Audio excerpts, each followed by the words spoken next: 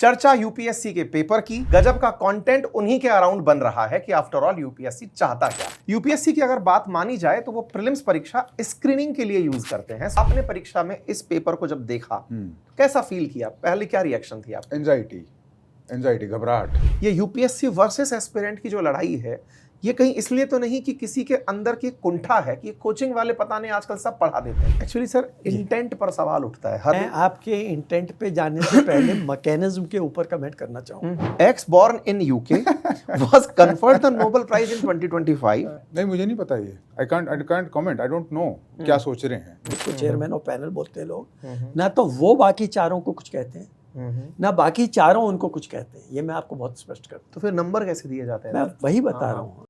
नमस्कार साथियों, स्वागत है आप सभी का अंकित इंस्पायर्स इंडिया पर। मैं हूं अंकित अवस्थी। चर्चा यूपीएससी के पेपर की। इस बार हुए प्रीलिम्स में जिस तरह के सवाल पूछे गए, वर्तमान में सोशल मीडिया पर गजब का कंटेंट उन्हीं के अराउंड बन रहा है कि आफ्टर ऑल यूपीएससी चाहता क्या है। वर्ष 2026 के प्रीलिम्स, जिस परीक्षा में लगभग 9.5 लाख लोगों के बैठने की अपेक्षा थी, 5.5 लाख लोग उस परीक्षा के अंदर अपीयर होते हैं। 933 पदों के लिए इस परीक्षा का आयोजन होना है। यह परीक्षा 3 स्टेप्स में होती है। पहले प्रीलिम्स होता है। प्रीलिम्स जो लोग क्वालिफाई करते हैं उन्हें मेंस में भेजते हैं, और फाइनली जो मेंस क्वालिफाई कर जाते हैं उनका साक्षात्कार होता है। और जब साक्षात्कार होता है तो उनकी मेरिट के हिसाब से सर्विसेज अलॉट होती हैं। तो ये 933 पद जो हैं, इनमें से शुरुआती जो क्रीम पोस्ट जिन्हें कहा जाता है, ऑल इंडिया सर्विसेज के अंदर की Indian administrative services, Indian police services, foreign services, इन पदों के ऊपर हायरार्की सेट होती चली जाती है। फिलहाल जो 933 पद हैं, इनमें से 180 पद इंडियन एडमिनिस्ट्रेटिव सर्विसेज के लिए इस बार की वैकेंसी के अंदर थे। तो इस पूरी प्रक्रिया की शुरुआत जहां प्रीलिम्स के साथ हुई, तो चर्चा इस प्रीलिम्स में आए पेपर की शुरू हो गई। यह पेपर 56 पेज का पूछा गया है। 2 घंटे 120 सवाल, और उसको क्वालिफाई करने वाले व्यक्ति को मेंस पेपर लिखने का मौका मिलेगा। यूपीएससी की अगर बात मानी जाए तो वो प्रीलिम्स परीक्षा स्क्रीनिंग के लिए यूज करते हैं, सो दैट वो सीरियस और नॉन सीरियस कैंडिडेट्स को अलग कर सकें। इस सीरियस और नॉन सीरियस कैंडिडेट की जद्दोजहद में जिस तरह के सवाल इस बार पेपर में पूछे गए, उसे लेकर टीचर, स्टूडेंट और प्रीवियस सेलेक्टेड लोग अपनी अपनी राय रख रहे हैं। और इस बार इसी राय को और आगे आप तक बेहतर तरीके से पहुंचाने के लिए मैंने अपने साथ में 2 खास मेहमान बुलाए हैं। लेकिन उससे पहले आप लोगों को एक जरूरी याद दिला दें, और वो ये, गर्मी की छुट्टियां बीत जाएंगी, जल्दी से कुछ सीखने की तैयारी में जुड़ जाइए। मैंने आपके लिए एआई की लाइव क्लासेस कर रखी हैं, शाम 5 बजे रोज हो रही हैं। क्लास का लिंक कमेंट बॉक्स में पिन है, जाकर उसे ज्वाइन कर लीजिए।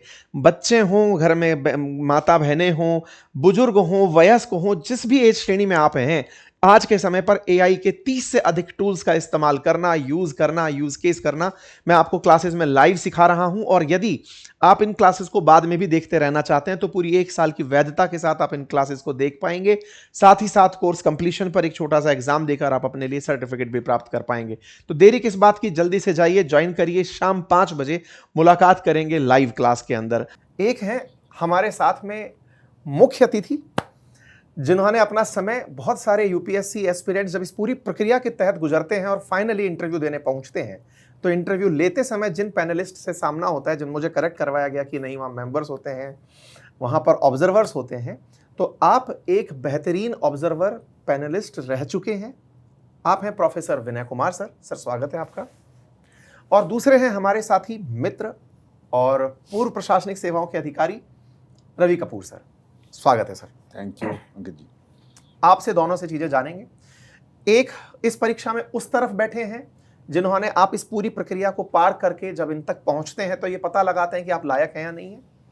और एक वो जो इस परीक्षा को पार करके और फिर पार करके उस पार चले गए कि छोड़ो, अब इस परीक्षा से पद तो पा लिया, अब कुछ और करते हैं।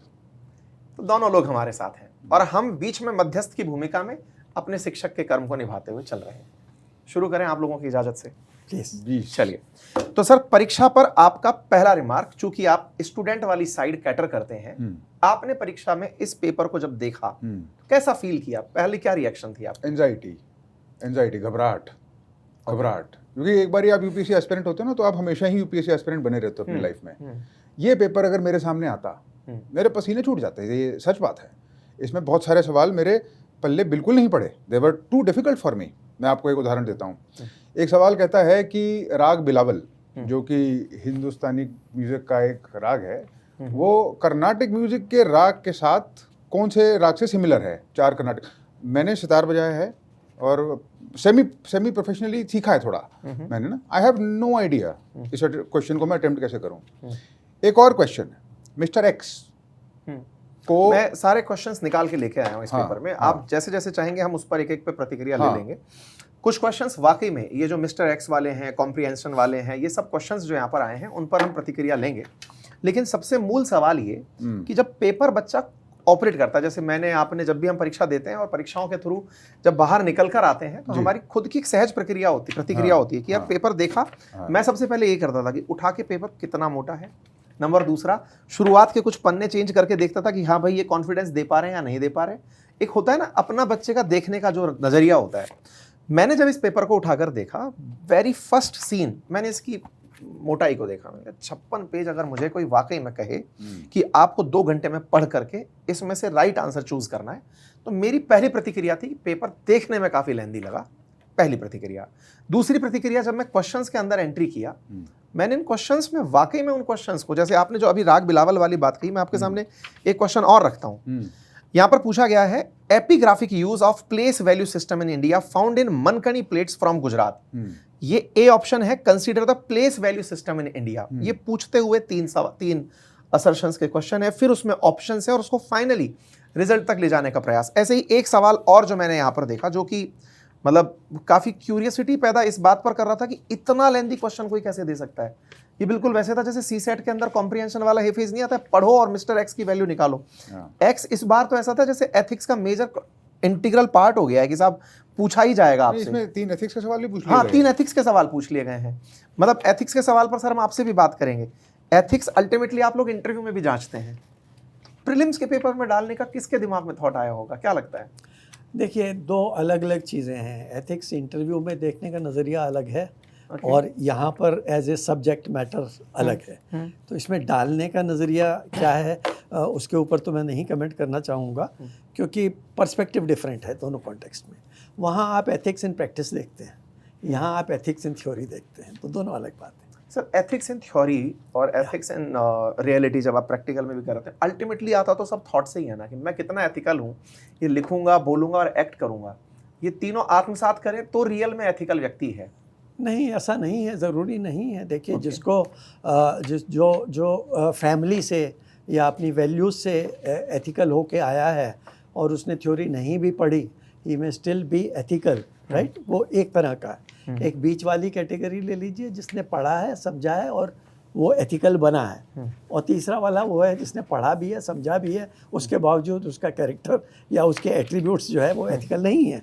तो इसलिए मेरा पर्सनल मानना ये है कि इसमें एथिक्स के सवाल डालने में मुझे कहीं कोई बुराई नहीं लगती। ठीक है, आपका मानना है कि प्रीलिम्स में आप एथिक्स के सवाल डाल दो, और एथिक्स के सवाल डालना इसलिए ठीक है कि आपने पढ़ लिया तो बुराई क्या कर ली। लेकिन सर हम जब एज ए टीचर बात करते हैं ना, तो किसी भी कॉम्पिटिटिव एग्जाम को ग्रेड इस बात पर किया जाता है कि जो सिलेबस डिफाइंड है, उस डिफाइंड सिलेबस में से कितने सवाल पूछे गए। आपने जो बाउंड्री लाइन दे दी है, एक्चुअली क्या है ना सर, आज के दौर में बच्चा बहुत मेहनत करता है और उसके पास रिसोर्सेज भी भरमार हैं, लेकिन उन भरमार रिसोर्सेज में जब आप उसको एरिया से बाहर ले जाते हो ना, तो एक जस्टिस डिलीवर नहीं करते। मतलब ये ऐसी वाली बात है, हम आप लोगों से इसलिए पूछ सकते हैं क्योंकि आप टेबल के उस पार बैठे हैं जहां पर शायद ऐसी चर्चाएं होती हों कि एस्पिरेंट से असल में क्या चाहिए। ये यूपीएससी वर्सेस एस्पिरेंट की जो लड़ाई है, ये कहीं इसलिए तो नहीं कि किसी के अंदर की कुंठा है कि कोचिंग वाले पता नहीं आजकल सब पढ़ा देते हैं, तो इनको छोड़ते हैं, इनसे आउट ऑफ बॉक्स क्वेश्चन मार के फेंकते हैं। सर क्या कहेंगे रवि सर? कहीं मतलब टीचर कोचिंग टीचर्स के साथ permit me to react to what you said. देखिए, 2 बातें हैं। पहली बात तो ये है, ये आउट ऑफ कॉन्टेक्स्ट पूछा जा रहा है, आउट ऑफ सिलेबस पूछा जा रहा है कि नहीं, ये आपने शुरू में कहा। तो अगर ये out of context, out of syllabus पूछा जा रहा है तो ठीक नहीं, ठीक है। That is one.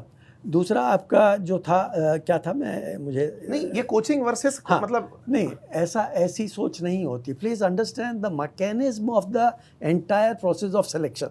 ओके आप खाली यूपीएससी के प्रीलिम्स को अलग से निकाल के आप डिस्कस नहीं कर सकते. Please understand the complete mechanism of, because जैसे हमने आईआईटीज़ का बहुत कई सालों तक हमने स्टडी किया है, कैट का देखा है, तो जहाँ पर ये स्क्रीनिंग का एक प्रोसेस है, राइट? तो the entire exercise is towards screening out people, that is the objective.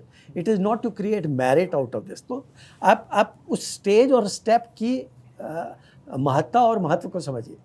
अब पेपर ठीक नहीं बना, उसका डिस्कशन आप अलग से कर सकते हैं, लेकिन what is more important is what is the solution to the problem. तो हम लोगों को एक्चुअली अब जो ठीक नहीं बना वो तो क्लियर है. एक्चुअली सर इंटेंट पर सवाल उठता है हर बार. जैसे अभी थोड़े दिन पहले जब नीट का पेपर लीक हुआ ना, बिल्कुल, तो सवाल एनटीए पर उठे, और इसलिए उठे कि अल्टीमेटली 24 लाख बच्चों के साथ आप जो ये कर रहे हो, इसमें आपका इंटेंशन कितना प्योर है. Absolutely you are right. और उस इंटेंट पर यूपीएससी भी सवालों के घेरे में आता है कि भैया तुम अगर वाकई में चाहते हो, कि पेपर इस तरह से पूछा जाए कि बच्चे उसमें जो रियल जेन्युइन है वो पास होकर निकलें, तो ये बड़ा ही मतलब ऐसी स्थिति बनती है जिसको मैं आपके इंटेंट पे जाने से पहले मैकेनिज्म के ऊपर कमेंट करना चाहूँ. देखिए आपके मैकेनिज्म में भी गलती हो सकती है. यहाँ ज़रूरी नहीं है कि आप इंटेंट को ही इसको आपने मैं उदाहरण देता हूँ. आपने एक मैनेजमेंट का पेपर बनाना है. मैनेजमेंट के पेपर में आपने 3 पार्ट्स हैं. अब आपने एक्सपर्ट्स बुलाने हैं. जो आदमी एक्सपर्ट बुला रहा है यूपीएससी में बैठ के, उसको नहीं पता कौन सा एक्सपर्ट किस पार्ट का एक्सपर्ट है. 3 पार्ट्स जो मैनेजमेंट के पेपर पे बन रहे हैं, ये एक्चुअल बता रहा हूँ मैं आपको, एक्चुअल रियल लाइफ बता रहा हूँ. अब वो जो 3 आदमी आए, चांस से तीनों एक ही पार्ट के एक्सपर्ट थे, राइट? सो पेपर गलत बन गया, क्योंकि एक पार्ट तो क्लियर अच्छा बन गया और 2 पार्ट खराब बन गए, क्योंकि वो जो 2 आदमी दूसरे आए थे वो तीनों एक ही चीज़ के एक्सपर्ट निकले. Now this is the fault of the mechanism, this is not the fault of the intent. तो मैं आपको जो बात कहना चाह रहा हूँ, there is difference between intent and there is difference between mechanism. So there could be an issue of the mechanism. कितना बड़ा लूफोल है कि मैकेनिज्म में इस बात को कोई कंसीडर ही नहीं कर रहा है. बिल्कुल, कि बच्चों के भविष्य के साथ. सर आज सोचें आप, 8.5 लाख लोगों ने फॉर्म भरा, इसका मतलब 8.5 लाख परिवार डायरेक्टली इन्वॉल्व थे, और एक परिवार में औसत संख्या 4 भी मान लें तो 50 लाख के आसपास लोग इन्वॉल्व थे. 50 लाख लोगों को आप कंसीडर ही नहीं कर पा रहे हो. बिल्कुल, आप ये प्रभावित हो रहे हैं. और सबसे बड़ी बात सर, यूपीएससी एक ऐसी प्रक्रिया है, क्योंकि हम लोग बच्चों को पढ़ाते रहे हैं और इस पूरे दौर में बहुत से लोगों के साथ जब अक्सर चर्चा हुई है, आप यूपीएससी के फेज से बाहर होते हो, यूपीएससी आपसे बाहर नहीं होता है. ये एक ऐसा साइकोलॉजिकल जर्नी प्रोसेस है कि बच्चा जब एंट्री करता है तो टीचर, अभिभावक, सारे दोस्त उसे ये रियलाइज कराते हैं कि पहले तुम फील करो कि तुम इस सर्विस के लिए हो. तो उस पूरी प्रक्रिया में 3-4 साल उसको फीलिंग में बिताया जाता है कि सुनो इस प्रोसेस में ये सब चीज़ें आपसे एक्सपेक्टेड हैं. और जब प्रीलिम्स आप देख रहे हो तो एथिक्स में, प्रीलिम्स में, स्क्रीनिंग में पूछना शायद वो उस दौर तक सही ले जा रहा है कि तुम एथिकल होकर के सोचना शुरू करो. आप सोचो कि 4 साल तक आप किसी बच्चे के अंदर एक ही बात डाल रहे हो कि तुम्हें ऐसे सोचना चाहिए, तुम्हारी रेशनल थिंकिंग होनी चाहिए, तुम्हें एथिकल होना चाहिए, तुम्हें ऑब्जेक्टिव थॉट्स के साथ काम करना चाहिए. अब आप उसको पूरे प्रोसेस से आउट कर देते हो किसी एक ऐसे गैर जिम्मेदार व्यक्ति की हरकत के चलते. मैं बार बार ये शब्द इसलिए उठा रहा हूं सर, क्योंकि अल्टीमेटली अगर किसी को प्रक्रिया का पता होता तो वो सेट बाउंड्रीज में खेल खेलता. आप बाउंड्री से बाहर बॉल फेंक दे रहे हो, तो आप कैसे टैलेंट को जज करोगे? मैं इसलिए इस सवाल को उठा रहा हूं क्योंकि उस बच्चे ने, जिसने पूरी शिद्दत से दिन रात लग करके, मैं अभी बहुत सारे मेरे साथी शिक्षकों के साथ बात कर रहा था, उन सबकी एक बहुत कॉमन प्रतिक्रिया आ रही थी कि यार आंख बंद करा करके अगर कोई टिक लगवाएगा ना तो शायद औसत गेम में वो स्कोर के नजदीक पहुंच जाएगा जितना वो दिमाग लगाकर चलेगा.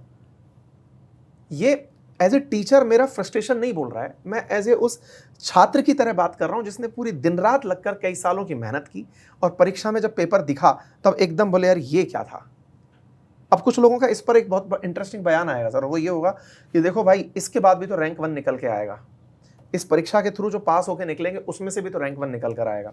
उस सवाल का आंसर तो मैं रवि सर आपसे लूंगा, लेकिन पहले आप मुझे इस बात पर बताओ, पहले जो मेरा क्वेश्चन कोचिंग पे अटक के रह गया था उस पर आप बताओ, क्या आपको ऐसा नहीं लगता कि पेपर सेटर को कोई ग्रज होती है कोचिंग सेंटर्स के साथ कि ये पढ़ाने वाले लोग कौन आ गए जो इतना सब कुछ पढ़ा दे रहे हैं कि बच्चे को आजकल सब आ रहा है? नहीं, मुझे नहीं पता ये, I can't comment, I don't know क्या सोच रहे हैं. ये कंजक्चर है कि शायद वो कोचिंग इंस्टीट्यूट को डिफीट करने के लिए एक स्टेप आगे जाना चाहते हैं. मेरी शंका ये है, मेरी स्पेकुलेशन ये है कि यूपीएससी सीक्रेसी मेंटेन करने के चक्कर में क्वालिटी को कॉम्प्रोमाइज कभी कभी कर देता है, ब्यूरोक्रेसी है वो ultimately. This is my speculation, मुझे नहीं पता ये सच है या नहीं है, पर कोचिंग इंस्टीट्यूट्स को डिफीट करना शायद पर्पस ना हो। पर्पस शायद ये हो कि हम एक ऐसा पेपर बनाएं जो एक्चुअली काफ़ी डिफिकल्ट हो और उसको बहुत अच्छे से गेम ना कर पाए कोई भी, चाहे वो कोचिंग इंस्टीट्यूट हो या वो कोई और हो, और एक जेन्युइन कैंडिडेट निकल कर आए। और वो इंटेंशन पूरी हो नहीं रही है इस टाइप के पेपर से। आपने कहा कि अगर आप सीमा के बाहर जाओगे, दायरे के बाहर कोचिंग जाओगे। शब्द क्यों यूज किया? मैं कोचिंग का यहाँ पे कोई विज्ञापन नहीं कर रहा हूँ। मैंने कोचिंग शब्द इसलिए किया कि आज के समय में कोचिंग ही इस प्रोसेस के साथ साथ दौड़ रहे होते हैं कि इस बार तुमने ये डाल दिया, अगली बार किताब में अपडेट हो गया। वो एक साल पीछे चलते हैं। लेकिन जो दौड़ने की प्रक्रिया है उसमें कहीं कि देखो मैं तुम्हें इस बार एक नए मुकाम तक लेकर जाऊंगा, बच्चे के नए नोट्स ऐड करवा दूंगा, वो प्रक्रिया कहीं जैसे अभी ना कुछ क्वेश्चंस देख के ऐसा लग रहा है कि थोड़े बहुत दिन पहले जब पेपर लीक्स की घटनाएं नीट वाले में आ रही थी और बहुत सारी जगह पर हम भी कई जगह पैनल डिस्कशन में जाते तब यही बोल रहे थे कि एआई से बनवा लो। इस बार तो ऐसा लग रहा है कि एआई से क्वेश्चन बना करके कि सुनो एआई से बनाएंगे लेकिन तुम दिमाग से सॉल्व नहीं कर पाओगे। नहीं, मुझे लगता है एआई चाहे बने हो या ना बने हो, जो ऑप्शंस हैं, हाँ। ऑप्शन चॉइसेस एआई यूज करके ऐसे कर दिए गए हैं कि एलिमिनेशन ना हो पाए, कॉमन सेंस से लेकर आप एलिमिनेट ना कर पाओ, ऐसा मुझे लगता है। एटलीस्ट ये हो रहा है। कुछ क्वेश्चंस पे प्रतिक्रिया दो आप अपनी। मैंने आपके साथ कुछ क्वेश्चन साझा किए हैं। हाँ, आपने एक मुझे एथिक्स का क्वेश्चन दिया ये। हाँ। मिस्टर एक्स जो कि एक सीनियर ऑफिसर हैं overseeing a critical vaccination program during a pandemic, उनको नोटिस होता है कि एक प्राइवेट सेक्टर प्रोवाइडर वैक्सीन के डिस्ट्रीब्यूशन में क्वालिटी में कॉम्प्रोमाइज़ कर रहा है। वो बहुत प्रेशर उन पर डाला जाता है, वेस्टेड इंटरेस्ट के बावजूद वो अपनी आवाज़ उठाते हैं और पब्लिक एडमिनिस्ट्रेशन के कुछ ट्रेनिंग प्रोग्राम्स को अटेंड करते हैं और वो रिपोर्ट कर देते हैं इस इशू को विजिलेंस अथॉरिटी में और वो उसका कॉन्ट्रैक्ट हॉल्ट करा देते हैं। उन्होंने कौन सी क्वालिटी दिखाई है, what is the principle of public administration that is most strongly been demonstrated, is a very easy question. बात ये नहीं है कि क्वेश्चन की इसी बात नहीं है, मैंने टाइमर उसीलिए लगाया कि आपको पढ़ने में इसे 40 सेकंड लगे हैं। मतलब एज ए टीचर जो इतना फास्ट होकर पढ़ रहा है और बच्चा जब पूरे कॉन्शियस के साथ होकर पढ़ रहा है, आपको क्वेश्चन पढ़ना का जो समय खींचने दिया जा रहा है, क्या ये साइकोलॉजिकल प्रेशर से खेला जा रहा है? हाँ, और अगर कोई चीज़ मुझे लगता है एप्टीट्यूड से एक्चुअली मैच करती है ना सिविल सर्विसेज के काम में, मेहनत में, उसमें जो करना पड़ता है, तो वो ये है कि you have to comprehend things fast. Parallel processing करनी पड़ जाती है आपको कभी कभी, उसमें मुझे प्रॉब्लम नहीं है। प्रॉब्लम ये है कि ये सिलेबस में नहीं लिखा है। Ethics is not mentioned in the prelims का यूपीएससी का syllabus at all. The question doesn't belong. आपको पता है, आप और हमने जिस दौर में बच्चों को पढ़ाया है उसमें एक प्रोसेस और डेवलप हुआ था कि प्रीलिम्स की तैयारी के साथ साथ अगर कोई मेंस की तैयारी साथ करके चल रहा है तो उसे एक एडेड एडवांटेज मिल रहा था। बीते कुछ दौर में जो सवाल पूछे गए हैं, अगर आप उनका एक जनरलाइज ऑब्जर्वेशन निकालें तो मेंस की अगर आपने तैयारी की तो आपकी एनालिटिकल थिंकिंग बढ़ रही थी। हाँ, इस बार ऐसा लग रहा है कि मेंस के सिलेबस को देख करके प्रीलिम्स को बनाने का प्रयास था कि सुनो तैयारी ही मेंस की करो। क्या है मतलब मैं नहीं, देखिए 2-3 पैटर्न बड़े साफ इसमें यूपीएससी एस्पिरेंट के लिए ये माना जाता था, ये डॉगमा था कि स्टैटिक से पेपर आएगा। ठीक है, एनसीईआरटी पढ़ के जाओ, 30-40 सवाल ऐसे होंगे जो आपको पक्का आते होंगे, बाकी 30-40 जिसमें आप 50-50 करोगे, उसके बाद आपको कट ऑफ पे होगा या नहीं होगा। ये था बिल्कुल डॉगमा, ये डिस्ट्रॉय हो गया। दूसरा जो डॉगमा डिस्ट्रॉय हुआ वो ये है कि पॉलिटी पे तो सवाल आने ही आने हैं, बिकॉज आप अल्टीमेटली पब्लिक एडमिनिस्ट्रेशन में जा रहे हो, तो how can you not know about the executive? वो तो आपकी रूल बुक है, you should know that, you know that is fundamental to this exam and unique to this exam. There are virtually no questions from polity, there are questions from history जो कि normally कोई नहीं पढ़ता है, which is the third dogma that is destroyed. The fourth one, current affair भरे हुए हैं, 40% of them are current affairs based. मेरा एक पॉइंट है इसमें, करंट अफेयर पे मैं एक क्वेश्चन आपको पढ़ के सुना, बड़ा इंटरेस्टिंग है। X born in UK was conferred the Nobel Prize in 2025. He was a professor in an American university. When this prize was announced, identify X. Sir ये जो X फैक्टर डाला है ना इन्होंने इस बार पेपर के अंदर, इसमें आपने सोचो कि कहाँ तो आप कह रहे हो कि हम करंट अफेयर्स पे ध्यान दे रहे हैं, इंटेलेक्चुअल क्वेश्चन पूछ रहे हैं, आप क्वेश्चन के अंदर कहाँ ले जा रहे हो? मतलब ये मतलब वो क्या लेवल सेट करना चाह रहे हो? अंकित जी का वही कहना मतलब यही है कि मुझे क्या पता होने की जरूरत है, अब मेरी क्या चीज टेस्ट कर रहे हो कि वो जो प्रोफेसर है, नहीं कौन सी यूनिवर्सिटी में नहीं, वो पैदा कहाँ हुआ था, बताइए, वो अमेरिका में पैदा हुआ था या नहीं हुआ था, उसकी अभी जॉब कहाँ चल रही है, I do not need to know that. अगर उसकी नोबेल प्राइज विनिंग डिस्कवरी के ऊपर बात होती है तो एक अलग बात है, क्या डिस्कवरी हुई है नहीं हुई, जो कि नॉर्मली इस टाइप के क्वेश्चन आते हैं। ये क्वेश्चन एक एब्सर्ड क्वेश्चन है, बहुत एब्सर्ड क्वेश्चन है सर। और मतलब ऐसे ही एक क्वेश्चन और है, Bureau of Indian Standard recently introduced national standard to test and assess bomb disposal system Which of the following statement with regard to this system are correct? The new standard is known as IS इतना इतना. It will improve interoperability of equipment across agencies. It was developed by TBRL DRDO in collaboration. Anyway, ऐसे एक दो और सवाल है, ये भी बड़ा इंटरेस्टिंग. ऑपरेशन सिंदूर के बाद जो प्राइवेट प्लेयर्स हैं डिफेंस मैन्युफैक्चरर्स, उस पर 2 सवाल हैं. This is a very strange trend. Difficult सवाल है, बट मैं ये नहीं बोलूंगा कि ये करंट अफेयर्स के बाहर है. हाँ, नहीं पढ़ा जा सकने वाला सवाल है. देखो एक्चुअली क्या है ना सर, एक होती है प्रतिक्रिया जो क्वेश्चन पेपर देखते ही होती है. उस समय पर सभी लोग जिस एक्सपेक्टेशन से पेपर खोल रहे होते हैं उस पर इंस्टेंट रिएक्ट जो होता है वो हमेशा डिफेंसिव होता है. वो तो पैनिक ही होगा. थोड़े दिन बाद 7 दिन बाद यही पेपर और इसी को लेकर के टीचर्स इतने अकोमोडेटिव हो जाएंगे कि उन्हें लगेगा बेटा पढ़ा तो जा ही सकता था, ये सब सिलेबस का पार्ट था, हमने ही ध्यान नहीं दिया. धीरे धीरे फिर महीने भर बाद तो ये सिस्टम के अंदर इतना घुस जाएगा पेपर की, लगेगा कि कुछ लोग तो किताब में दिखाने लगेंगे कि देखो मेरी किताब से आया था. एक्चुअली वो सिलेबस की जिसकी हम बात कर रहे हैं ना, वो खुद ही वेल डिफाइंड नहीं है.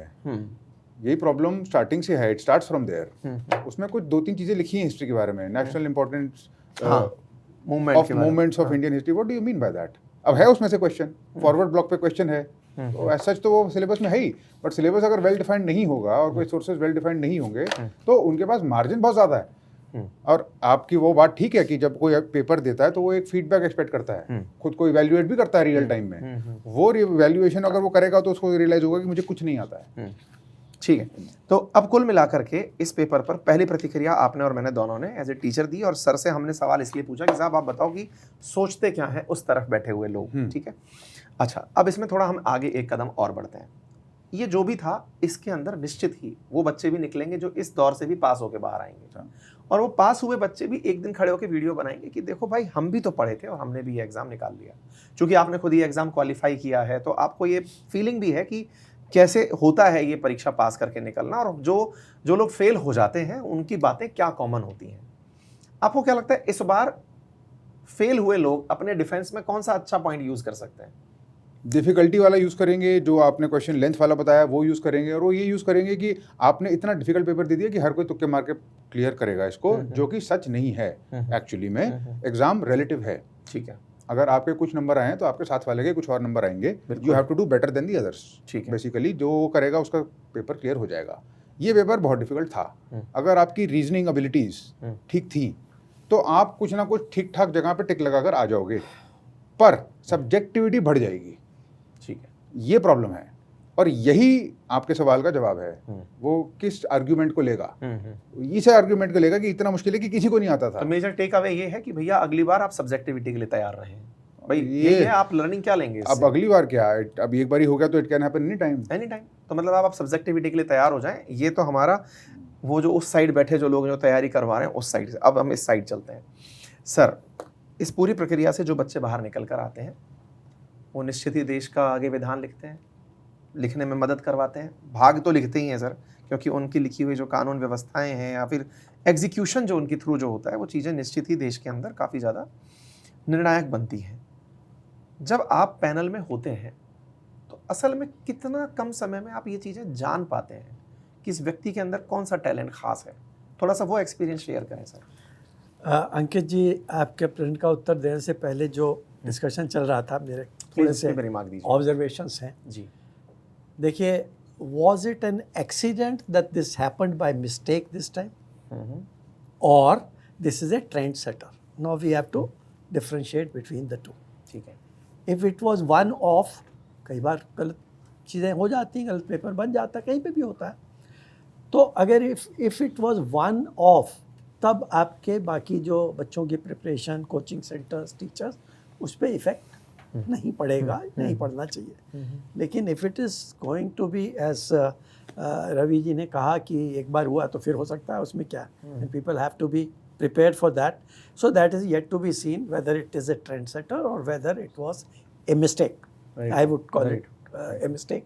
क्योंकि इंटेंशनली ऐसा किया हो, मुझको ऐसा नहीं लगता. जैसे आपने प्रश्न पूछा था ये कोचिंग सेंटर वालों को नीचा दिखाने के लिए, I don't agree to that, because मैं IIT के सिस्टम का बहुत सालों तक मैं देख रहा हूँ, और वहाँ कोचिंग वाला प्रॉब्लम है, वहाँ ये सब चीज़ें आती हैं, ये इस तरह के भी प्रॉब्लम आते हैं जो आप डिस्कस कर रहे हैं. That's number 1. Number 2, please realize this is a screening test. Please realize that. Okay. Now let us go back to the process. Again, I am talking about the process part. So the first thing is, आपको 1000 vacancies है, मैं उदाहरण के तौर पे दे रहा हूँ, तो 1000 के अगेंस्ट आप 3000 लोग मेंस क्लियर करते हैं। मेंस में से क्लियर किए हुए 3000 लोगों को बुलाया जाता है, मोटा मोटा फिगर दे रहा हूँ, 2.5 से 3.5 गुना होता है मोटा मोटा। तो मेंस जो क्लियर करेंगे उसका नंबर भी एक रेशो होता है, जो आपका प्रीलिम्स क्लियर करेंगे वो भी एक रेशो होता है, and it is historically a more और less fixed ratio. Now is it going to be falling this year because of this result, or the result itself could be changed? Okay, that's another dimension. I am talking purely from the system perspective. I am not talking from student perspective, which you have been talking. मैं उस angle से बात नहीं कर रहा हूँ। तो अगर ये गलती हुई है और रिजल्ट करेक्शन के थ्रू इसको ठीक किया जा सकता है, तो अल्टीमेटली प्रोसेस में इफेक्ट नहीं पड़ेगा if it is taken to be a mistake. But if it is taken to be a trend, then आपके मेन के रिजल्ट पे भी इफेक्ट पड़ेगा और फाइनल रिजल्ट पे भी इफेक्ट पड़ेगा, राइट? लेकिन सर अल्टीमेटली इसका भी तो कोई टॉपर निकल के आएगा। नहीं, टॉपर तो निकलेगा ही। अगेन सवाल टॉपर का नहीं इस पूरी स्क्रीनिंग का भी तो एक बच्चा ऐसा होगा ना जो इसको क्वालिफाई किया, और एक नहीं 10,000 बच्चे ऐसे होंगे। बिल्कुल होंगे भाई, अगर 933 सीटें तो ऑलमोस्ट 10,000 लोग प्री क्वालिफाई करके आएंगे, ज्यादा आएंगे। तो इस पूरी प्रक्रिया से भी कोई तो बाहर निकल के आ ही रहा है। बिल्कुल। मैं इसलिए इस सवाल को कर रहा हूँ कि आपका जज करने का तरीका क्या है। ये ऐसी वाली बात है सर, एक जंगल के अंदर हाथी भी था, घोड़ा भी था, बंदर भी था, खरगोश भी था, सब थे, और सबसे कहा दौड़ के दिखाओ, और जो टॉपर होगा उसको हम विजेता घोषित करेंगे। सबकी अपनी अपनी स्किल्स हैं, लेकिन उस स्किल सेट में इस परीक्षा ने सबको एक रेस में दौड़ा दिया। अब तक लोग ये कहते थे कि यूपीएससी तक आप आए हो, आप तक यूपीएससी नहीं गई है, इसलिए आपको तैयारी करनी तो इसी दौड़ में दौड़ना पड़ेगा जो रास्ता सेट किया हुआ है। लेकिन इस बार इस रास्ते में जो तरीके अपना दिए गए ना, वो जस्टिस नहीं कर रहे हैं। मतलब घोड़े भी अगर दौड़ रहे हैं तो उनके साथ भी जस्टिस डिलीवर नहीं कर रहे हैं। हम लोग इसलिए इस सवाल को कर रहे हैं कि आप क्या वाकई में घोड़ा भी सेलेक्ट कर पाओगे? नहीं, डेफिनेशन घोड़े पे वेरी कर सकती है ना। हाँ, घोड़ा किस टाइप का चाहिए आपको? वो हाँ। घोड़ा चाहिए जो एनसीईआरटी पढ़ के आया है, हाँ। कि वो घोड़ा चाहिए जो इस टाइप के क्वेश्चंस को नेविगेट कर पाएगा रियल टाइम में, कॉमन सेंस लगा के। सीसैट का दूसरा पेपर है, उसके बारे में अभी तक हमने बात नहीं करी है, हम जीएस की बात कर रहे हैं। उसमें लॉजिकल रीजनिंग होती है। लॉजिकल रीजनिंग में आपको ऑन द स्पॉट दिमाग लगाना पड़ता है, बिना एप्लीकेशन ऑफ माइंड के वो सॉल्व नहीं हो सकते। उस पर बहुत विवाद हो चुका है, 2023 में उसमें केस हो चुके हैं, उसके बाद उसको क्वालिफाइंग बना दिया गया। क्वालिफाइंग पेपर है वो, ठीक बात है। ये वैसा है, नॉलेज पे डिपेंड नहीं कर सकते आप बहुत ज्यादा। आप कॉमन सेंस ही लगा के सॉल्व करोगे तो। एक पेपर होता है एलसैट, है ना, बहुत डिफिकल्ट एग्जाम होता है, लीगल की एंट्री होती है, आई थिंक बाहर के देशों में यूज होता है। डिफिकल्ट एग्जाम, 3 क्वेश्चंस होते हैं, 3 स्टेटमेंट्स होते हैं, और उनकी असर्शंस में आपको तीनों को साइमल्टेनियसली दिमाग में रखना होता है before you solve it, because the legal profession वो बड़ा लैंग्वेज हैवी प्रोफेशन है। ये उस टाइप का पेपर है। लैंग्वेज आपके बहुत ज़्यादा काम आएगी नहीं, आपको पता नहीं होंगी बहुत चीज़ें, बट क्या आप पढ़ के कॉम्प्रीहेंड कर सकते हो लिखा क्या है, तो वो तो सिलेक्ट होगा इसके अंदर। तो नॉलेज का कंपोनेंट कम कर दिया, ये बहुत सरप्राइजिंग बात है। तो क्या सर रॉट लर्निंग को किनारा करा दिया? हाँ, 100%। और एनालिटिकल एप्टीट्यूड जो है लोगों का, उसको बहुत ज्यादा फोकस कराया गया कि आप कितना अच्छे से एनालाइज कर रहे हो चीजों को। It is closer to reading comprehension than it is to GS. That is what it is. तो जिसकी ओवरऑल ग्रूमिंग बहुत अच्छी है, ऑब्जर्वेशन स्किल जिसकी बहुत अच्छी है, जो अच्छे कॉम्प्रिहेंशंस पढ़ता है, जो चीजों में क्रिटिकली सोचता है, जिसको ये था कि मैं इन किताबों को पढ़ के निकाल सकता हूं, लेकिन कोई व्यक्ति है जो इसके बियॉन्ड भी दुनिया की हर खबर पर इसलिए नजर रखता है कि ये खबर हुई क्यों, जिसकी सोच में ही ऑब्जेक्टिविटी और क्रिटिकल थिंकिंग है, क्या वो इसमें एज ले जाएगा? 100%। बट सिर्फ वो नहीं, वो भी जिसकी लैंग्वेज स्किल अच्छी है, वो भी जो फास्ट कॉम्प्रिहेंड कर रहा है, वो भी जिसके रेडार्स इतने खुले हैं, उसकी पैटर्न रिकॉग्निशन इतनी अच्छी हो चुकी है जीएस में कि वो समझ पा रहा है। जैसे आपने क्वेश्चन पूछा ब्यूरो ऑफ इंफॉर्मेशन स्टैंडर्ड्स पे क्या हो सकता है, आप उस क्वेश्चन को बिना कॉमन सेंस के एलिमिनेशन से सॉल्व नहीं कर सकते। आपने सुना ही नहीं है तो आप एलिमिनेट क्या करोगे? ये पूरे के पूरे स्किल्स, आपकी नॉलेज का कंपोनेंट पहले ना ज्यादा होता था, ये क्रिटिकल रीजनिंग के कम होते थे। जीएस में तो होता ही नहीं था, क्रिटिकल रीजनिंग का मतलब ही नहीं है। आपसे रिवर के बारे में पूछा जाए, आपको या पता है या आपको नहीं पता है, इसमें ऐसा नहीं है। इसमें बहुत क्वेश्चन में ऐसा नहीं है। तो सर इसका तो इस एंगल पे अप्रिशिएशन भी होना चाहिए कि क्योंकि बहुत बार सिविल सर्विसेज में जो लोग सेलेक्ट होकर चले आते हैं, उन पर कई बार इस तरह के मतलब आक्षेप लगते हैं, क्वेश्चन होते हैं कि रट रटा के पास होके आ गए, इनके अंदर सोचने की क्षमता तो थी नहीं कि कंडीशंस के साथ कैसे इवॉल्व होना है। बट मुश्किल है ये कहना और इस चीज़ को मानना, क्योंकि मेंस का पर्पस यही था। यहाँ पर ये करके क्या मिला उन्हें मुझे नहीं पता, I don't know. Sir mains के पेपर में जब आप आंसर राइटिंग करते हैं उसमें जब मार्किंग होती है क्या वो जस्टिस होती है? पता नहीं सर, बहुत अच्छा बताते हैं सर इसका आंसर। प्लीज प्लीज आप बताएं। अंकित जी, आपने इनसे जो सवाल पूछे, इसको स्टैंड अलोन आप डिस्कस कर रहे हैं प्रीलिम्स को। जी जी। मैं स्टैंड अलोन इंटरव्यू को या पर्सनैलिटी टेस्ट को 1 मिनट के लिए अगर डिस्कस अरे करूं, प्लीज हम आ रहे हैं सर इसी वहीं तक। तरीके आपका एक्चुअली पिछला प्रश्न वही था जो मैंने जवाब नहीं दिया। तो आप ये देखिए कि जब हम जाते हैं, मतलब एक बोर्ड में we are one of the 4, 5th person is the, जिसको आप चेयरमैन ऑफ द पैनल बोलते हैं, जिसको मैं प्रेसिडेंट ऑफ द बोर्ड बोलता हूँ। ठीक है। तो जो 4 में से हम एक होते हैं, ठीक है। हमको कभी भी ये नहीं बताया जाता कि हमको क्या चेक करना है, जो प्रश्न आपने मेरे से पूछा, राइट। तो इसका उत्तर जो मैं दूंगा अपनी कॉमन सेंस से दूंगा और अपनी अंडरस्टैंडिंग से दूंगा, लेकिन हमें नहीं बताया जाता हमें क्या देखें। ओके, तो ये आए, ये अलग आदमी हैं, इनका परसेप्शन अलग होगा, मैं आया, मैं अलग आदमी हूँ, ऐसे हम 4 एडवाइजर्स हैं, हम चारों का पर्सपेक्टिव अलग हो सकता है और हम डिफरेंट चीज़ देख सकते हैं। लेकिन ये I am going back to your prelims also.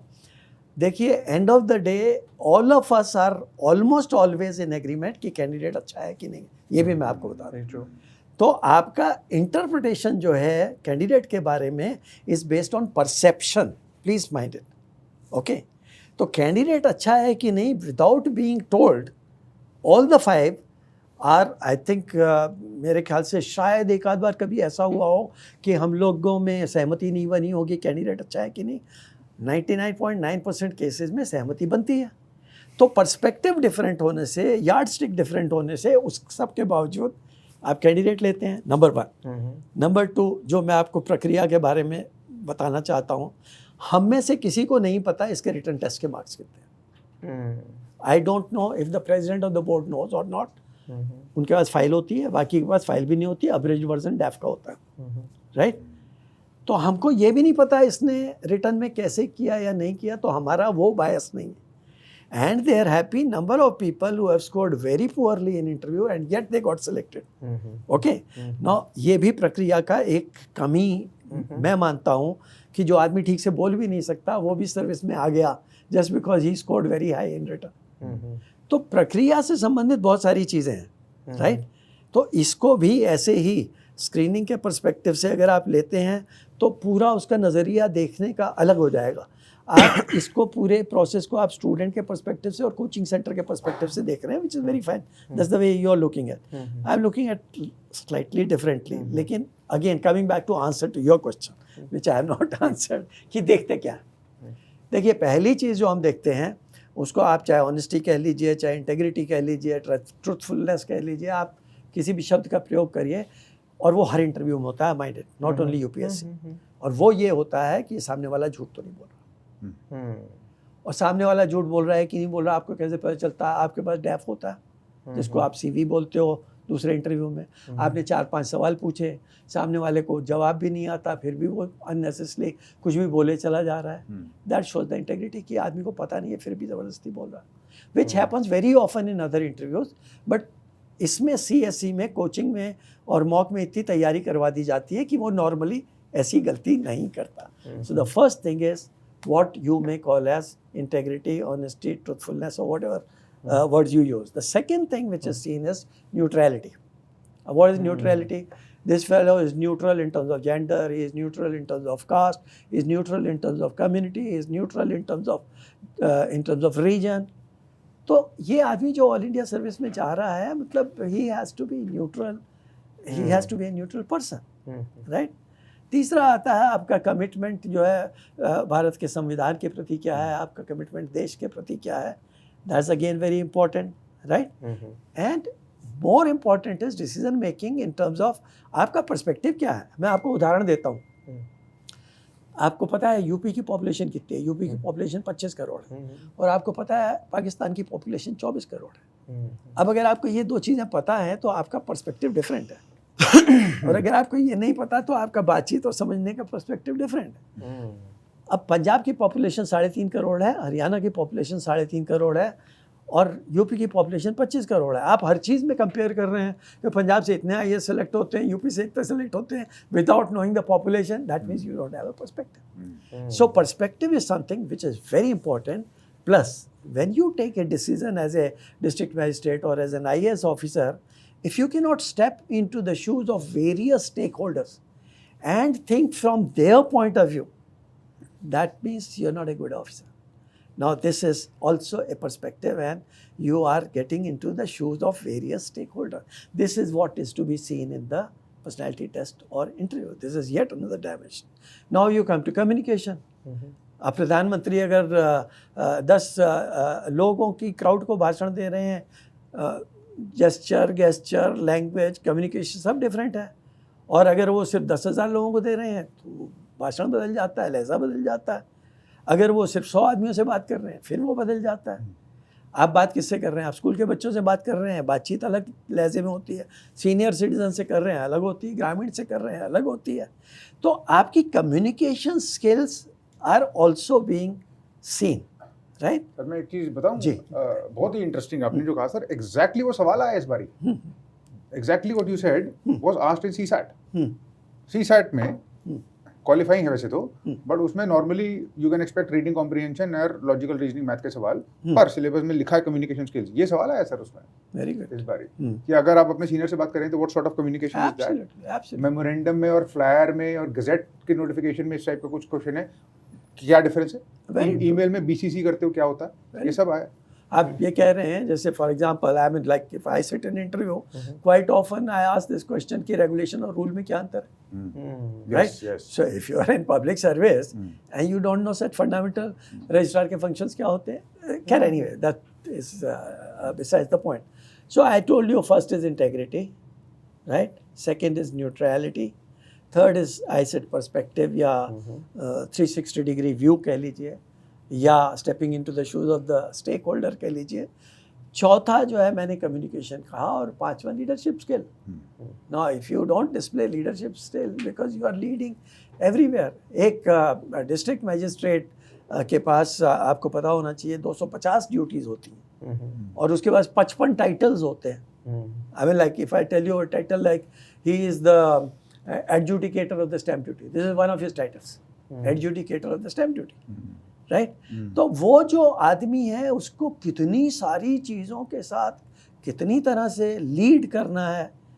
तो if he cannot lead from the front, I think so these are the qualities which I have told you 5 qualities जो मैंने अपने हिसाब से रैंक किया 1 2 3 4 5, but could be in a different order, but nevertheless यही चीज़ें हैं जो देखी जाती हैं. लेकिन जो लोग देख रहे होते हैं कई बार उनको भी नहीं पता होता वो ये देख रहे हैं, क्योंकि उनको डायरेक्टली नहीं बताया गया. तो जो नहीं बताया गया is what I am coming to your prelims also, कि जिसने पेपर बनाया उसको कितना बताया गया था कि नहीं बताया गया था. तो ज़रूरी नहीं है कि इंटेंट के ऊपर आप क्वेश्चन करें. It could be not necessarily intent, it could be incomplete information. Because आप अगर वापस चले जाएं यूपीएससी के सारे रूल्स रेगुलेशन और नोटिफिकेशन पे, many of the things are not very explicitly stated. I remember मैं पहली बार जब गया, Mata Prasad ji he was the chairman, and just to tell you जो फर्स्ट डे होता है हम लोग मंडे को रिपोर्ट करते हैं. So we are asked to come at 9 o'clock, 9:30 we are taken into a room which is conference room, और उसमें ये हमारे जैसे सब एडवाइजर्स को नॉर्मली 3 4 5 बोर्ड्स होते हैं, तो मल्टीप्लाइड बाय 4, राइट? तो 20 आदमी हो गए या 15 आदमी हो गए, जो भी हो गए. तो हमें एक बड़ा सा बहुत बड़ा नहीं होता, इससे दुगना हॉल होगा, उसमें चेयर्स लगी होती हैं, हम लोग को साइड में बिठा दिया जाता है, और बीच में जो है 4 5 6 7 जितने भी यूपीएससी के मेंबर हैं प्रेजेंट, वो आते हैं, वो इनर सर्किल में वो आके बैठते हैं. उसके बाद लास्ट में चेयरमैन ऑफ यूपीएससी आते हैं, सब लोग खड़े हो जाते हैं, and then chairman UPSC starts the meeting and introduce कराते हैं, सब लोग भी अपना इंट्रोडक्शन देते हैं. उसके बाद chairman UPSC is suppose to tell, this is the briefing exercise, right? और उसके बाद सबको कहते हैं आपको कुछ पूछना है तो पूछिए. तो आई रिमेंबर मैंने जब भी 2003-4 में माता प्रसाद जी से मैंने पूछ लिया, मैं फर्स्ट टाइम था मेरा, मैंने कहा कि कफ के बटन अगर खुले हैं तो नंबर कट जाएंगे कि नहीं, भाषा में अगर वो हिंदी इंग्लिश मिक्स करके बोल रहा है नंबर कट जाएंगे कि नहीं. मैंने ऐसे कुछ करीब 4 5 6 क्वेश्चन पूछे, और हर एक का जवाब था no no no no no. But I was never told what are we supposed to see. We were not told. We were told political questions नहीं पूछ सकते, आप ये नहीं कर सकते, आप वो नहीं कर सकते, राइट। थोड़ा सा ट्रेंड चेंज हुआ था जब प्रोफेसर डीपी अग्रवाल जब चेयरमैन यूपीएससी बने, थोड़ा सा हल्का सा उन्होंने बोलना शुरू किया था कि क्या देखना, और उसके बाद फिर नहीं हुआ, उनके जाने के बाद भी नहीं हुआ। तो आप ये बताइए कि जो आदमी पर्चा बना रहा है, जो आदमी इंटरव्यू ले रहा है, अगर उसको ये बताया ही नहीं जा रहा, तो you can't put all the blame on that person. Yes. बहुत अच्छा, मतलब कंक्लूसिव है ये। प्लॉजिबल, मोस्ट प्लॉजिबल एक्सप्लेनेशन यही है कि उनको क्लियर ही नहीं है कि क्राइटेरिया होना क्या चाहिए और किस टाइप के क्वेश्चन को होने चाहिए, और ये तो बिल्कुल भी क्लियर नहीं है कि उसका दायरा क्या है। एग्जैक्टली। और अभी भी आगे क्या होगा, as you had one very good observation which I agree with him, if it is with the intent of test of reasoning or critical thinking, believe it, knowledge should be kept aside because you are living in a Google world, you are living in a AI world. Information overload है, knowledge की क्या ज़रूरत है, लेकिन सोच तो उसकी सही होनी चाहिए। तो critical thinking has become more important in today's even education delivery, right? Very good. तो अगर इसमें critical thinking check कर रहे हैं, there is nothing wrong. But has the candidate in your stance, let me tell, has the candidate been told or not? Coaching centre को पता है कि नहीं, अरे भाई क्रिटिकल थिंकिंग के लिए तैयार करना तो वो करेगा अगले साल से, लेकिन कुछ बताओ तो सही उसको। तो ना बताना इज समथिंग व्हिच इज एक बहुत अच्छा, मतलब हम लोग कंक्लूजन की तरफ पहुंच रहे हैं, और वो कंक्लूजन नंबर 1 जो सर की तरफ से आया कि जब इंटरव्यू के अंदर बैठे पैनलिस्ट को नहीं बताया जा रहा है कि आपको क्या पूछना है, Yes. तो पेपर सेटर को भी बताया गया हो कि क्या पेपर बनाना है, ये अलग पार्ट हो गया, क्योंकि पेपर पूछना अगेन एक इंटीग्रिटी के पार्ट पे चला जाएगा।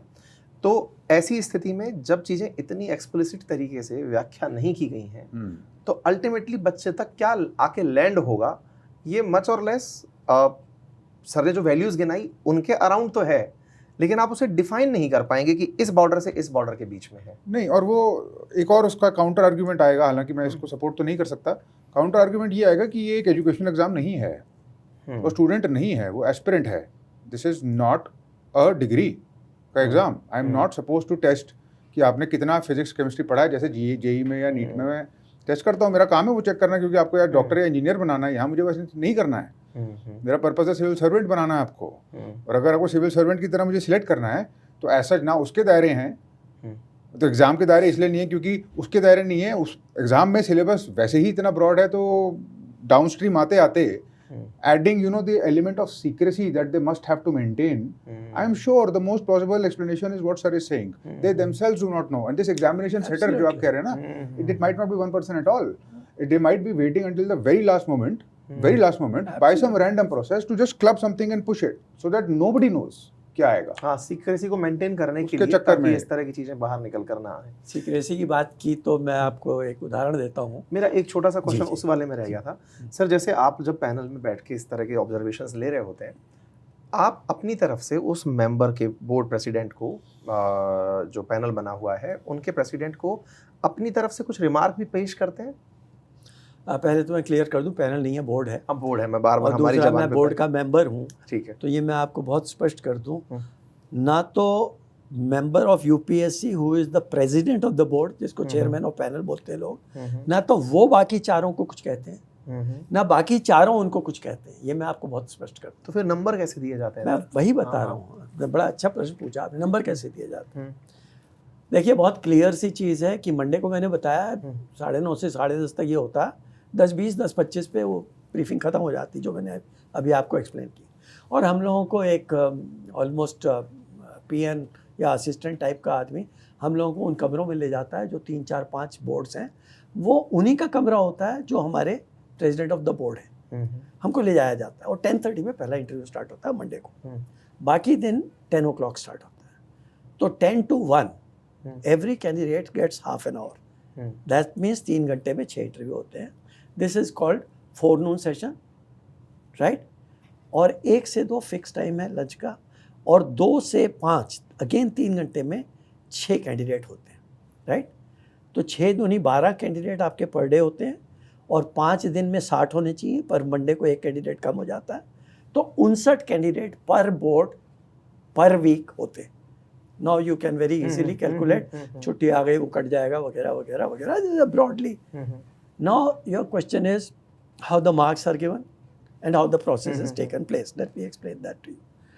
तो पहले वाला कैंडिडेट आया, उसने इंटरव्यू दिया जो भी था 10 बजे या 10:30 बजे.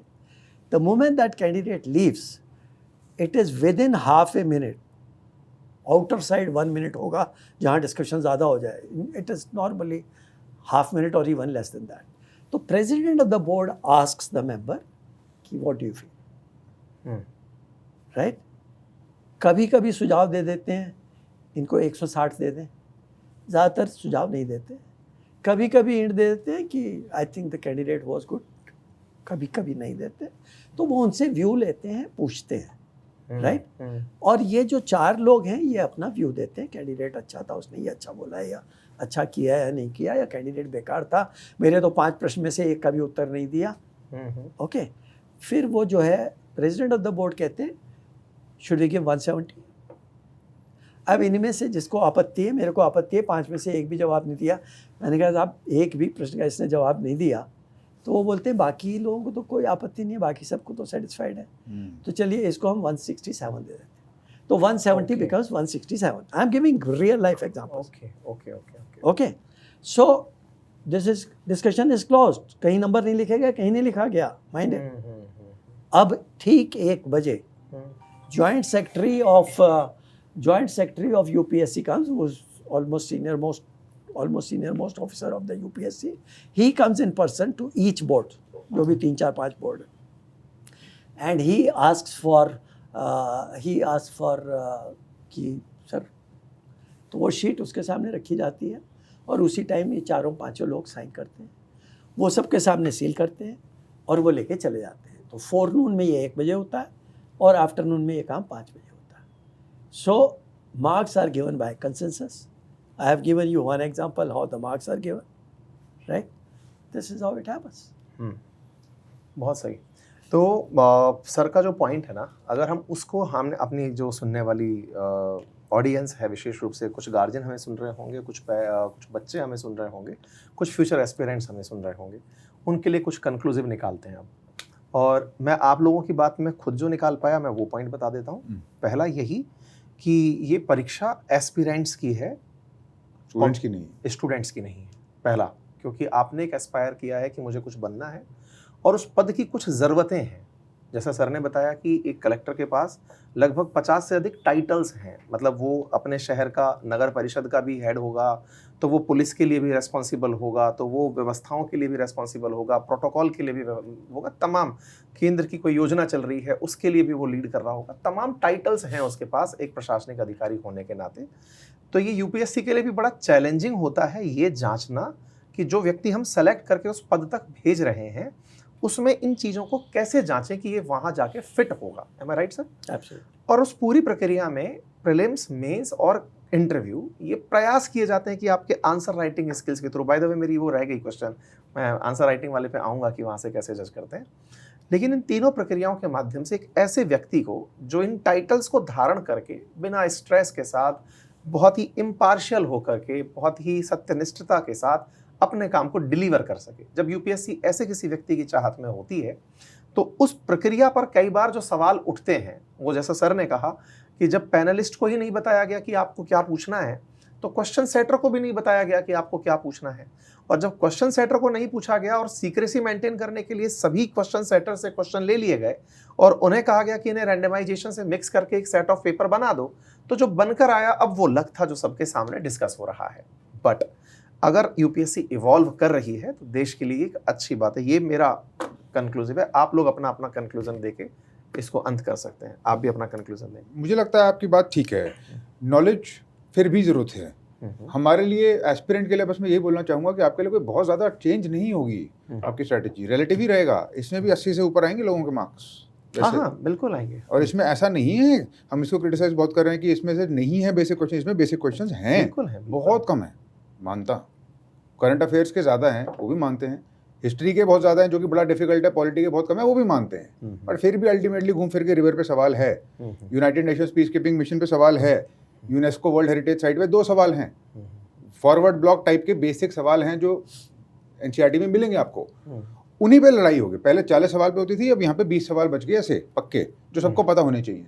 उसके बाद आपकी रीजनिंग है, कुछ हद तक लक है, और उस वक्त का टेम्परामेंट है कि कितना आप वहाँ पर रीजनिंग करके दिमाग चला सकते हो। और आपने जो जो पढ़ा था पिछले 1-1.5 साल में, अखबार से, PIB के समरी से, जो जहाँ से भी, what extent can you actually eliminate and commit the right question? That is the race.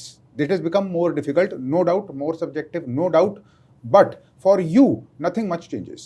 ठीक है सर, आपका रिमार्क। आपने दोनों ने बहुत अच्छी बातें कही और मैं पूर्णतः सहमत हूँ।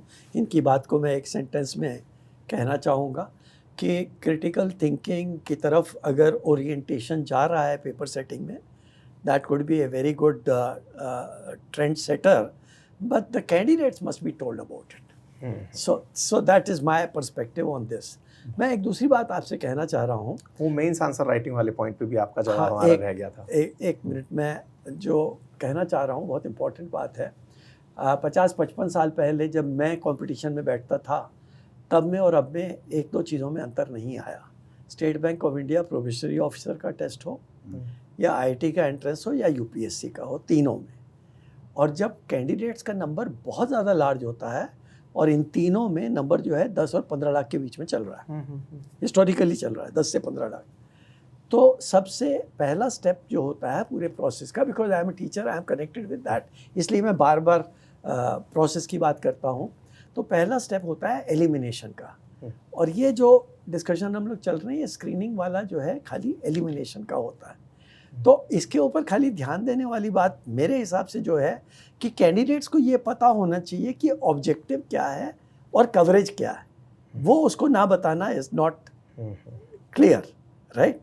अदरवाइज खाली स्क्रीनिंग का पर्पस होता है, तो इसकी बड़ी लिमिटेड इसकी लिमिटेड वैल्यू है। It can not be compared with mains, it can not compared with the other levels. Screening में निकल जाए। SSB में, फौज का मैंने एग्जांपल नहीं दिया, SSB में आप जाते हैं सर्विस सिलेक्शन बोर्ड में, पहले दिन मेजॉरिटी लोगों की छटनी हो जाती है, that is also screening. So everywhere wherever there is large number of people, screening होती है। दूसरा मैं आपको पेपर सेटिंग का एक बता दूं, क्योंकि वो कवर नहीं हुआ। IIT में चांस की बात है, I was close to a gentleman who was chairman of this all India IIT selection committee. He was a very close friend, is no more unfortunately. तो उन्होंने मेरे को बड़ी इंटरेस्टिंग चीज़ बताई। उन्होंने बताया कि as a chairman of IIT complete process, admission process, कहते हैं कि जब क्वेश्चन पेपर अंदर सेफ में रखे जाते, जब बनते हैं, तो बोलते हैं एज चेयरमैन मेरे को नहीं पता है कि कौन से क्वेश्चन पेपर में, कौन से एनवलप में क्या गया। तो आजकल की तो बात छोड़ दीजिए, पुराने ज़माने में कलकत्ता में अगर प्रिंटिंग प्रेस थी तो वो हैदराबाद की फ़्लाइट लेते थे, वहाँ से चेन्नई जाते थे, चेन्नई से कलकत्ता जाते थे पेपर छपवाने के लिए। That was the level of secrecy. So इसमें UPSC में भी I think their whole stress is on secrecy. Okay, that many times is at the cost of accuracy and quality, reasonability. Okay, that may be the reason. आपका दूसरा प्रश्न क्या था जो आपने कि मेंस के आंसर राइटिंग में जब चेक करने बैठते हैं तो क्या जस्टिस डिलीवर हो पाता है? I really don't know, because एक बात मैं आपसे बहुत स्पष्ट रूप से कहना चाहूँगा कि इसका जो प्रोसेस है क्वेश्चन पेपर बनाने का, और ये भी समझ लीजिए ज़्यादातर जगह जो लोग क्वेश्चन पेपर बनाते हैं बाय डिफ़ॉल्ट वो क्वेश्चन पेपर चेक करते हैं, ये एक बाय डिफ़ॉल्ट होता है। UPSC I don't know for sure, but I know at almost everywhere else जो क्वेश्चन पेपर बनाता है, क्वेश्चन पेपर उससे ही चेक कराया जाता है ताकि justice is done. It's a normal practice. मैं आपको अपना उदाहरण दे रहा हूँ। 15-20 साल पहले जब मुझे कहा गया कि आप क्वेश्चन पेपर बनाने के लिए आइए, और जब मुझे पता चला कि मेरे को ये लोग जो है एक हॉल में बंद कर देंगे बाकी लोगों के साथ, और आप मोबाइल भी नहीं रख सकते, सारा दिन आप अंदर बंद हैं, I refuse for it, because I knew IIT system में भी यही होता था। मैं IIT में भी नहीं जाता था पर्चा बनाने। बाद में जो मैंने देखा, many of the people who were much less accomplished or much less capable, they have been going there. I know many of them personally. So the quality of the people who are called to make the paper and check the paper is not what it should be for UPSC. Now it is for UPSC to ensure कि किस तरीके से अच्छे लोगों को बुलाएं जो बनाएं, क्योंकि ईयर आफ्टर ईयर ये कंप्लेंट आती है कि क्वेश्चन पेपर में मिस्टेक्स हैं, इसमें गलतियां हो गई, एंड मेंस के standard quite often I hear are falling down. That is because good people, they are not able to catch. So how can they catch good people is for them to work हो। तो मैं इतने पे ही कहना ठीक है, चाहूँगा। ठीक है, ठीक है। होपफुली हम इसको यहाँ पे क्लोज कर सकते हैं। जी। ठीक है, तो आज का जो डिस्कशन आपने सुना, शुरुआत में एक एंगर के साथ शुरुआत थी और अंत में कहते हैं ना, संगत जो है आपकी वो आपके फेथ को डिसाइड करती है। मेरा डिसाइड हुआ, आपने देखा कि कितना अच्छे से दोनों प्रबुद्ध जीवियों ने मुझे काम कर दिया कि चिल, इट्स ए प्रोसेस, और इस प्रोसेस के साथ छात्रों आपको भी गुजरना होगा। और गार्जियंस जो अपने बच्चों से एक्सपेक्टेशंस लगाए बैठे हैं, थोड़ी वैल्यू लक को भी देके चलिए, क्योंकि ये प्रोसेस बहुत सारे पैमानों से होकर गुजरता है और जो दिख नहीं रहा वो लक है। हालांकि साइंस के विद्यार्थी होने के नाते लक पर ज़्यादा जोर दूंगा तो आप मुझे जज करने लगेंगे। आप मेहनत करते रहिए, आपके हिस्से का पासा जब टिकेगा तब आपका सिलेक्शन हो जाएगा। ये दो नज़रिए हैं देखने के। एनीवे, उम्मीद करते हैं आपको ये डिस्कशन हेल्दी लगा हो। आप अपनी राय कमेंट बॉक्स में ज़रूर दें। फिलहाल के लिए इतना ही, बहुत बहुत धन्यवाद। गर्मी की छुट्टियों में अपने लिए कुछ नया सीखें। आइए शुरू करते हैं AI की लाइव क्लास, जिसका लिंक है कमेंट बॉक्स में पिन। जाइए उसे ज्वाइन करिए, पूरी 1 साल की वैधता के साथ एनरोल कर जाइए। धन्यवाद।